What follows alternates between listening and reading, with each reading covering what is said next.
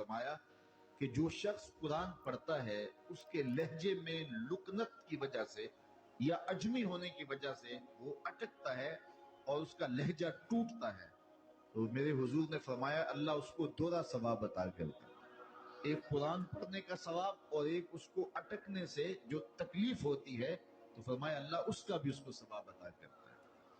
اور فرمایا یہ وہ پاکیزہ کتاب ہے کہ اگر تمہارا رب سے باتیں کرنے کو جی چاہے تو قرآن کھول کے بیٹھ جاؤ، یہ رب سے ہم کلام ہونا ہے، یہ اپنے رب سے گفتگو کرنی ہے۔ میرے حضور نے فرمایا کہ قرآن اللہ کی وہ لٹکتی ہوئی رسی ہے جس کا ایک سرا تمہارے ہاتھ میں ہے، دوسرا سرا تمہارے رب کے ہاتھ میں۔ تو خوش نصیب ہیں وہ لوگ جو اس کتاب کے ساتھ جڑ جاتے ہیں اور وہ دھرتی، وہ مقام، وہ جگہیں فیروز بخت ہیں کہ جہاں قرآن مجید کی تلاوت ہوتی ہے۔ گھروں کو قبرستان نہ بناؤ، گھروں میں نوافل ادا کرو اور قرآن مجید کی تلاوت سے اپنے گھروں کو آباد کرو۔ اگر گھر میں روزانہ کی بنیاد پہ قرآن مجید کی تلاوت کا معمول بن جائے تو پھر کوئی جن، کوئی بھوت، کوئی آسیب اور کوئی بدروح آپ کو تنگ نہیں کر سکتی۔ جہاں قرآن کی تلاوت تسلسل کے ساتھ ہوتی ہوگی وہاں جن نہیں ہوگا، وہاں ٹونے نہیں ہوں گے، وہاں جادو نہیں ہوگا، وہاں سایہ نہیں ہوگا، وہاں رحمت الہی کا سائبان تان دیا جائے گا۔ جہاں قرآن پڑھا جائے وہاں نزول بارہ ہوتا ہے، رحمتوں کی برسات ہوتی ہے۔ اور پھر اگر یہ جگہ اللہ کا گھر ہو، مسجد ہو، تو پھر تو دوہری برکت ہو جائے گی نا۔ وہ میاں صاحب نے کہا تھا نا کہ دودھ اندر جے کھنڈ رلائیے تے مزہ ہو جاوے دونا، کہ دودھ خود بھی میٹھا ہوتا ہے، اس کے اندر اگر چینی بھی شامل کر لی جائے۔ یہ روشنیوں کا منبع ہے، یہ مصدر ہے اجالوں کا۔ اس کتاب سے اتنی روشنیاں پھوٹتی ہیں کہ زندگی کے سارے اندھیرے ختم کیے جا سکتے ہیں۔ یہ تمانیت قلب کا سبب بھی ہے، یہ روح کے اجالوں کا سبب بھی ہے، یہ کتاب زندگی ہے، کتاب حیات ہے۔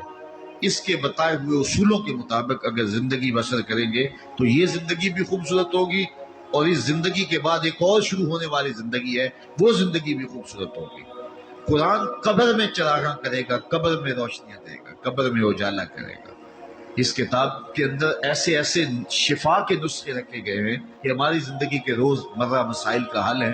مثال کے طور پہ آج کل ہر بندہ معاشی طور پہ پریشان ہے، تو سورہ واقعہ صرف 3 رکوعوں پر مشتمل ہے۔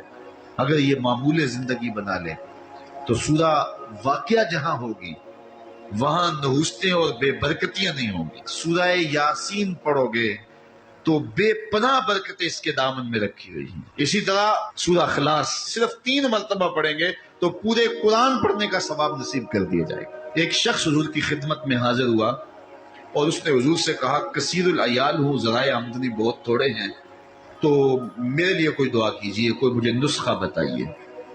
تو آقا کریم نے اس کو جو نسخہ بتایا سنو۔ فرمایا جب گھر جائے تو گھر والوں کو السلام علیکم کہہ دیا کرو۔ یہ کتنا سوکھا نسخہ ہے اور کتنا اچھا وظیفہ ہے، گھر والے بھی خوش، اللہ رسول بھی خوش۔ اس کے بعد ایک مرتبہ سورہ اخلاص پڑھ لیا کرو، غربت توڑ نسخہ۔ جب بھی گھر جاؤ السلام علیکم، اس کے بعد ایک مرتبہ سورہ اخلاص۔ اور میرے حضور نے فرمایا کبھی ایسا ہو کہ تو گھر جائے، گھر میں کوئی بھی موجود نہ ہو، تو فرمایا عمل چھوڑنا نہیں، فسلم علیہ، پھر مجھے سلام کہہ دینا۔ وہ اپنے نام لیواؤں کو تنہا چھوڑتے کب ہیں، جہاں ہم دم نہ ہو کوئی وہاں سرکار ہوتے۔ وہ کہتے ہیں میں عمل شروع کر دیا، گھر جاتا السلام علیکم، اس کے بعد السلام علیکم کے بعد میں سورہ اخلاص ایک بار پڑھ دیتا۔ اس عمل کی برکت سے میں نے تو امیر ہونا ہی ہونا تھا، میرے ہمسائے بھی امیر ہو گئے، میرے ہمسائے بھی امیر۔